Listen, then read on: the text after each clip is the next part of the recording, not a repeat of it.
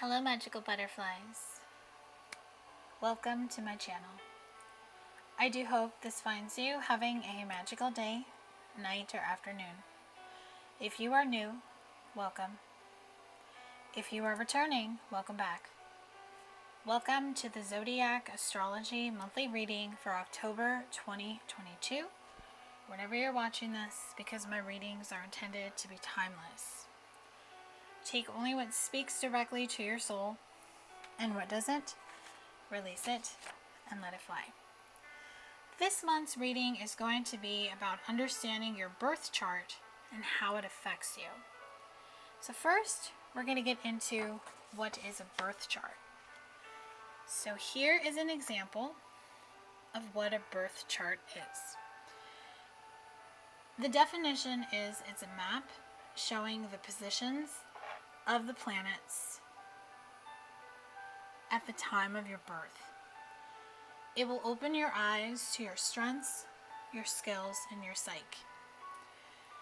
In this reading, we are just going to dive deep into what Spirit wants you to know about how your birth chart affects you energetically in your day-to-day life, and just any key points that want to come through. So anyone can get their birth chart for free. A site I recommend that I use personally is Cafe Astrology. You can go into the site, get your birth chart. You would put your name. You could just put your first name. You put your date of birth, the place of birth, just the city and state or country that you were born in. If you know the time, that helps, but you don't need it. I also offer a Zodiac reading where I will interpret your sun, moon, and rising signs. If you're interested, you can purchase that service through my website. You would just have to give me your sun, moon, and rising signs. If you don't, I can look it up for you. You would just have to grant me permission. So if you're interested in booking a Zodiac reading, go to ButterflyIntuition.com. I charge $22.22 for this reading. So your birth chart shows you everything you need to know about your time of birth. It shows your sun, your moon, your rising, just how the planets were, what they look like. And just knowing your birth chart, knowing what zodiac signs are dominant, really help you. So I'm going to do a collective reading on just what Spirit wants you to know. So I'm using the Stargazing Oracle, which has a lot of cards specifically for birth charts, planets, zodiac signs. So let's just see what Spirit wants you to know about your birth chart.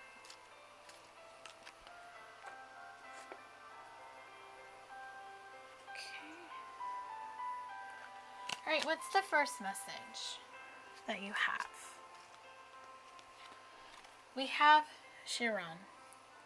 So your birth chart will help you understand what needs healing, the soul wounds that need healing, the pain that you have if you have gifts, what you're meant to show the world, what needs to be cleansed, how you can go through spiritual growth.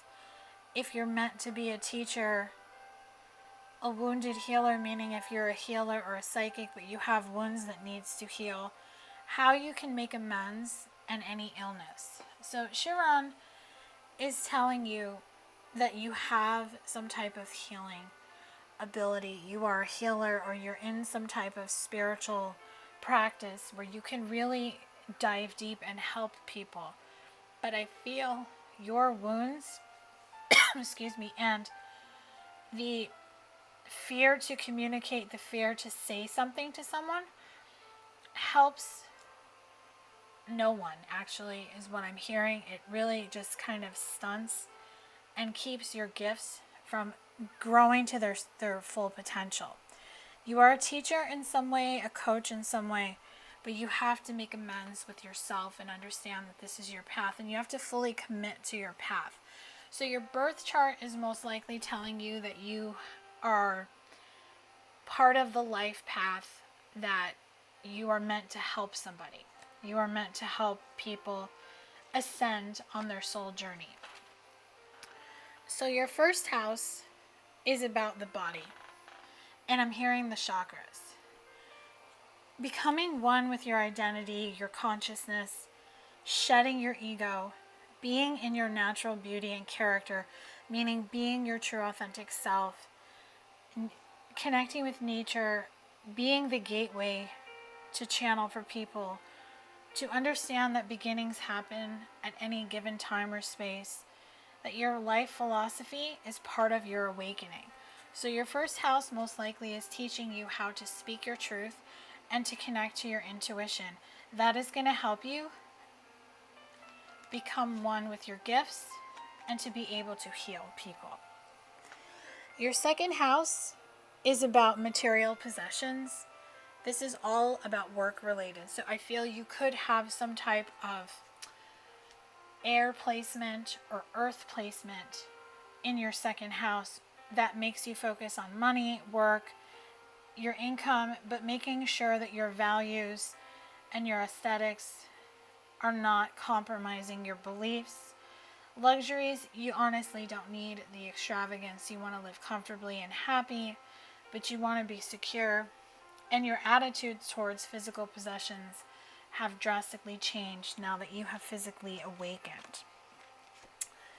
Earth element is definitely, is definitely dominant in either sun, moon, or rising. That's Taurus, Virgo, Capricorn.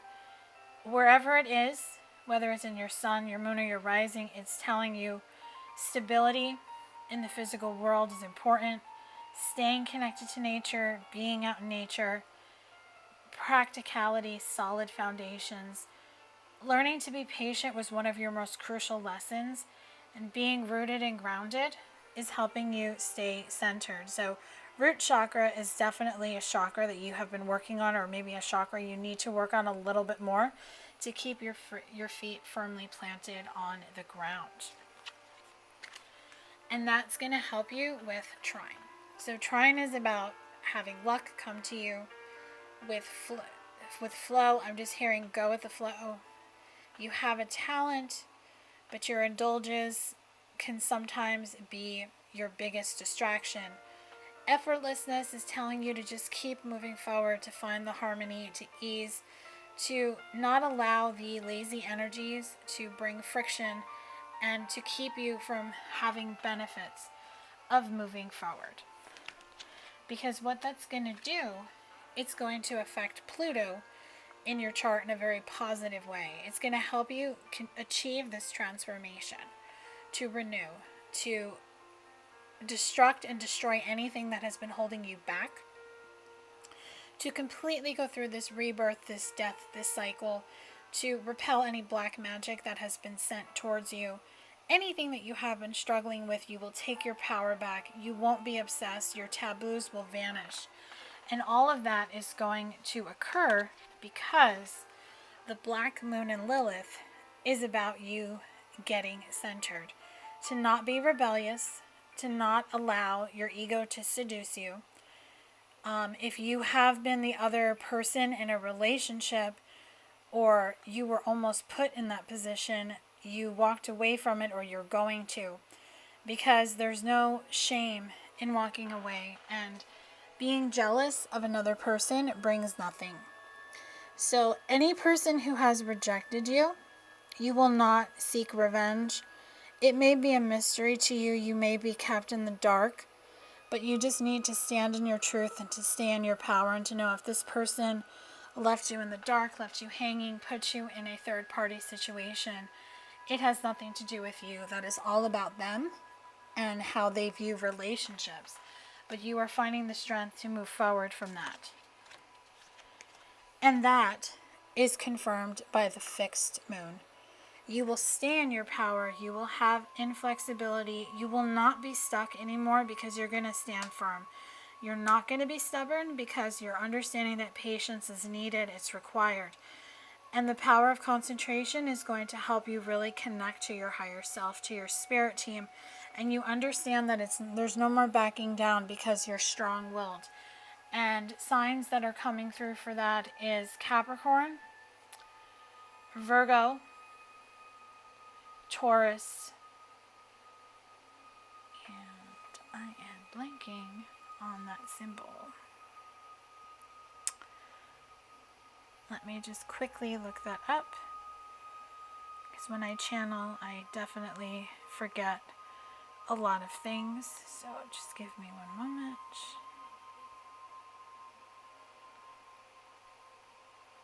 What is that other sign? So we have earth elements.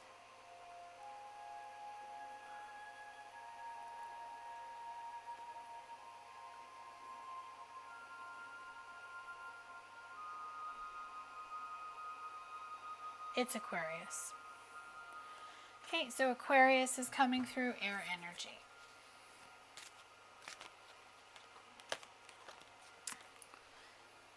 So if you have Virgo dominant somewhere in your chart, you're definitely a metaphysical person in some way. You could have witchy energy, or you're just interested in that.